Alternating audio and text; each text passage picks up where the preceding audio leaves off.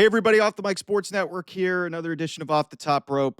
So, big picture, we've obviously talked about a couple pieces of the main event, and obviously The Rock not being involved in it, which is a very disappointing element to it. All in all, WrestleMania Sunday beats WrestleMania Saturday, despite a pretty bad main event. There was a lot to love on this show. Damian and Drew in the street fight was great. The women's triple threat maybe is the greatest women's match in WWE history. It was outstanding, and Io Sky getting her due. Becky Lynch comes back. Joe Hendry shows up, which, despite what you idiots on the internet want to say, was a good piece of business for TNA. Just because Joe Hendry lost in 5 minutes to Randy Orton is not a death sentence. Are you fucking kidding me? Like, come on. Um, you know, like I said, the match itself was fine with Becky. I mean, AJ and Logan was fine. Like, there was some good stuff across night two. It was a good night of wrestling, capped off by a great moment in John Cena in front of a great crowd with a flat, kind of an underwhelming match with interference that really didn't make any sense. And it does make some sense why Triple H was kind of doing a little bit of damage control ahead of this because, again, like I said, reason why this WrestleMania will probably stand the test of time as one of the weaker ones of the recent era and probably the weakest one under Triple H is because the build was not there. And, one of the key matches, at least the main events delivered. I think they went basically, like, I would say 2 out of 4, and they went 50% because Jay Gunther was fine with, kind of this. It's kind of ironic when you think about this. Both the Jay Gunther match and the Cena Cody match, which were both for the world championships, bookended this show, and yet they both feel like they had the same thing in mind. It was kind of like, kind of just a match that was well wrestled. It was okay. The Cena Cody match being the main event kind of was exposed because it wasn't really as good as it should have been, but I get it. And then it was just kind of like, just sort of a flat ending, like Jay tapping out Gunther. I get why it happened, but it was like, I understand, like, you probably could have gone a different route than that. So it's just, all in all, it was a fine WrestleMania. This was not the worst WrestleMania altogether. But easily, night two was better than night one. I would say that the best match of this entire event, it's probably a tie between the two triple threats, between Rollins, Punk, and Roman. And then obviously Io, Bria, and Bianca just absolutely freaking crushed it, bookending. They call it, like, I guess they call it the middle eight in football. This was like the middle portion of WrestleMania, bridging it from night one to night two. But yeah, like I said, we'll look back at this obviously for how disappointing that main event was. But like I said, there was enough high spots in this show where it's going to be remembered as a pretty damn good, 2 weeks of entertainment.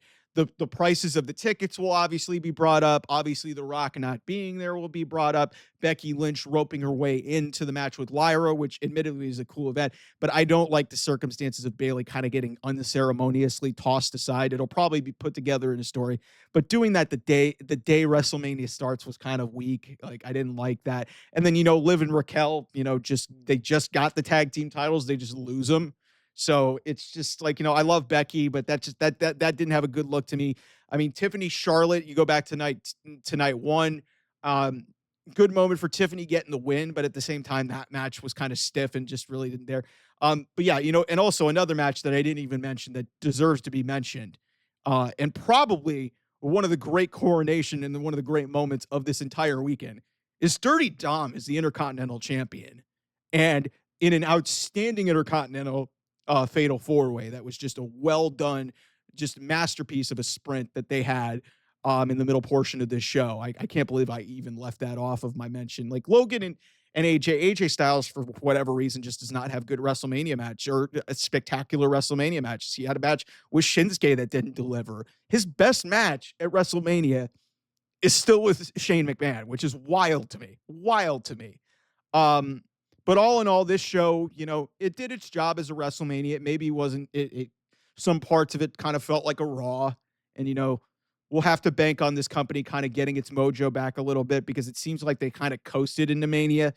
But a lot of the disappointment lies in the way this show went off the air the second night. And, I hate it. I hate it because they had a chance to really pay off a really great story. And I think because of political elements behind the scenes with certain people not being involved and, certain things going a certain way, this is what we got.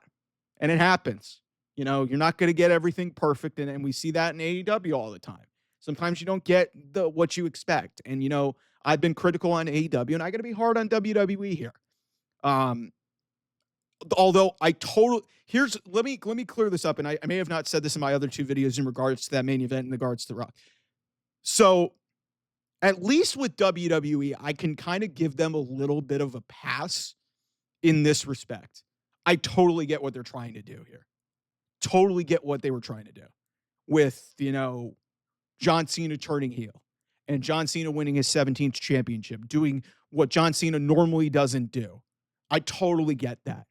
But there were elements of this story that we have been piecing together, and none of those came together in the main event. That's what makes this disappointing. That being said, it gets a little bit of a pass because it's John Cena winning his 17th, even if he's not nearly at his peak. I get why they did this. I get why they made this happen. Because let's be real. Cody wins that match. It doesn't do anything. They were going to boo him out of the building. Like Cena winning was the finish. It's just, how they got to that conclusion and all these storyline plot points that were thrown in there that none of them even mattered. Maybe they get paid off there, but why don't you do that at WrestleMania? So listen, like I said, I'm harsh on it. It was not, it's probably the weakest WrestleMania under Triple H from both nights' perspective. 39 wasn't really fully him. Vince McMahon had a role in it. 40 was fully him, and that really was a great night. But yeah, there was a lot of lulls in this point, and then like I said, you're only as good as your main event, and the main event wasn't good. So definitely night 2 over night 1. But again, this was this wasn't the greatest WrestleMania that it could have been, and I'm definitely disappointed by that. Anyway, thanks so much for watching. I will see you guys soon. Bye bye.